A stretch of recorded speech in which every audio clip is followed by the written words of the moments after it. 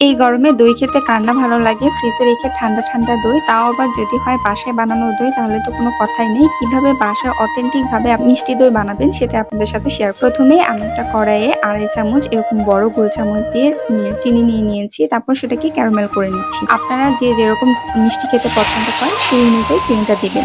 তারপরে ক্যারামেল করে এর মধ্যে ১ লিটারের মতো দুধ দিয়ে দিয়েছি। যখন দুধটা গরম হয়ে যাবে তখন এর মধ্যে প্রায় ১ কাপের মতো গুঁড়া দুধ দিয়ে দিব। গুঁড়া দুধটা দিয়ে দিলে দইটা একদম সুন্দর পারফেক্ট ঘন হবে আর স্বাদটাও দ্বিগুণ বেড়ে যাবে। আর খেয়াল রাখবেন ক্যারামেলটা যেন একদম পুড়ে না যায়, তাহলে কিন্তু দইটা তিতা হয়ে যাবে।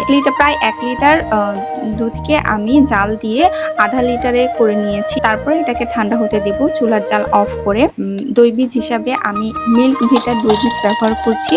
প্রায় মাঝারি সাইজের এই চামচটা দিয়ে প্রায় ৩ চামচের মতো পানি ঝরিয়ে নিয়ে তারপর ব্যবহার করছি। তারপর ভালো করে এটাকে ফাটিয়ে নিয়ে ঠান্ডা দুধটাকে আমি এর মধ্যে দিয়ে দিব। ঠান্ডা দুধ বলতে কুসুম গরমের থেকে আরেকটু হিটে থাকবে। যখন আপনি হাত দিয়ে স্পর্শ করছেন দুধটাকে ৭-৮ সেকেন্ডের মতো আপনি সহ্য করতে পারছেন, এরকম একটা গরম থাকবে। এই গরমে আপনারা যে বাটিতে আমরা সেট করব সেই বাটিতে আমরা দিয়ে দিলাম। দেওয়ার পরে ভালো করে মিক্স করে ঢাকনা দিয়ে এটা ১২-১৩ ঘন্টা কোনো গরম স্থানে কাঁথা চাপা দিয়ে বা গরম কোনো কাপড় দিয়ে চেপে রেখে দিতে হবে। ১২-১৩ ঘন্টা পর আপনি দেখেন আপনার দইটা কতটা পারফেক্ট হয়ে। আর এটা বানানোর পর আমি পরের দিন আবার বানিয়েছিলাম। এটাও একদম পারফেক্ট ভাবে হয়েছে। খুবই মজা লাগে এটা খেতে।